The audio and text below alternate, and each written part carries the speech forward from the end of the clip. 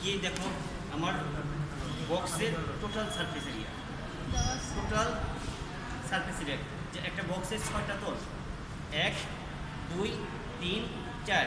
আমি এই বক্সটাকে যদি জাস্ট ফোল্ডিং করি, ফোল্ডিং করলাম, ফোল্ডিং করলে দেখো 1 2 3 6টা তল, 4টা 5টা 6টা।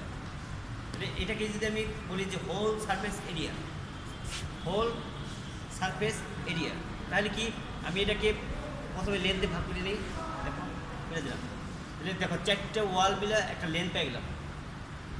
লেন্থ ইন্টু হাইট, আমি কি ওয়ালের সারফেস এরিয়া পাবো। যদি আমি বলি সিলিংয়ের এরিয়া কত, তাহলে এটা লেন্থ ইন্টু হাইট। আমি যদি বলি ফ্লোরের এরিয়া কত, এটা লেন্থ ইন্টু ব্রেথ, তাই না? এটা হলো ফ্লোর, এটা হলো সিলিং। তাহলে আমি টোটাল রুমের একটা পরিধি বা এরিয়া পাবো, টোটাল যে হোল সারফেস এরিয়া। এখন যদি আমি তোমাকে বলি যে এই রুমের ইনার প্লাস্টারের পরিমাণ পাইব, ইনার সিলিং এবং ওয়ালের, সিলিং এবং ওয়ালের, তাহলে ওয়াল কী করলাম, এই ভিতরের ভিতরের থেকে ভিতরে ওয়াল থেকে ইনার মাপ কত, তাহলে এই ওয়ালের মাপ কত, এই ওয়ালের মাপ কত, এই ওয়ালের মাপ কত, এই ওয়ালের মাপ কত ইন্টু হাইট। সিলিংয়ের মাপ কত, লেন্থ ইন্টু ব্রেথ, তাহলে মাপটা পেলাম। এই মাপ দিয়ে কিন্তু আমরা তার কি পুরো রুমের কোয়ান্টিটি বাই করতে পারি। আমি যদি বলি ফ্লোরের প্যাটার্ন স্টোন বা ফ্লোরের টাইলসের পরিমাণ কত, তাহলে আমি কী বলব, এই ফ্লোরের লেন্থ অ্যান্ড ব্রেথ। ঠিক আছে, ক্লিয়ার জিনিসটা সবাই?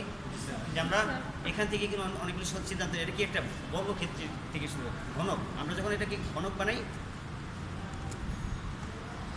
ঘনক বা বক্স যেটাই বলো, আমরা যদি একটা আয়তাকার ক্ষেত্র দিয়ে বানাই, আয়তাকার ক্ষেত্র, দেখো আয়তাকার যদি বক্স বানাই, দেখো box, one kind of box. এই বক্সের সেম 6টা তল, একটা তল, 2টা তল, আর এখানে 1 2 3 4, 4টা তল, 6টা। বর্গাকারে যেভাবে হিসাব করছি আমরা, আয়তাকার সেম হিসাব, সেম হিসাব কিন্তু, তাই না? শুধু আমার লেন্থের যেমন লেন্থ ব্রেথ সমান ছিল, এটা লেন্থ ব্রেথ কম বেশি আছে। আমি যদি যাই, একটা সিলিন্ডার যাই, সিলিন্ডার তো তোমরা সবাই বুঝে যাও, ওয়ান কাইন্ড অফ পাইপের মতোই, ওয়ান কাইন্ড অফ পাইপ। এটাকে যদি দেখা তলা লাগাই দিই সিলিন্ডারের, যদি আমি বলি একটা সিলিন্ডারের প্রথমে এরিয়া করতে,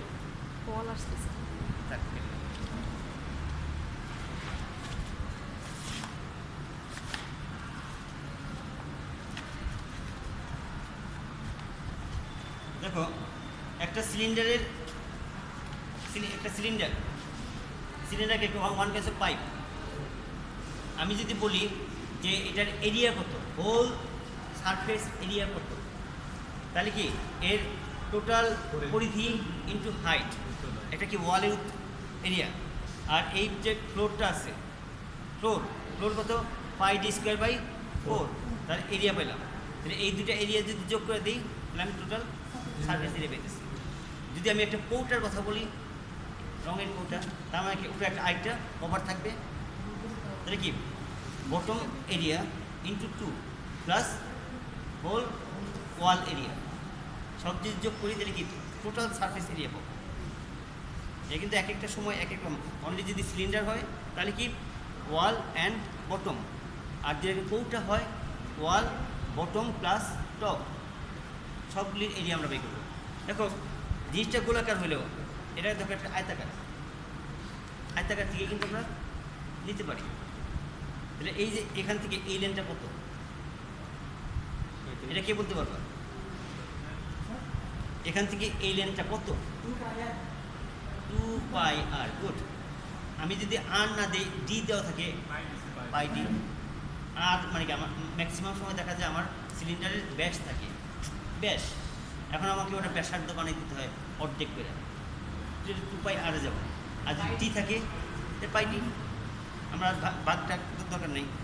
তার মানে কি এই যে এটার এরিয়া যখন বাই করবো তাহলে পাই ডি স্কোয়ার বাই 4, বাট এটা যখন লেন্থ বাই করবো তার লেন্থটা কি এটা কি পাই ডি, ডি মানে কি ডায়া,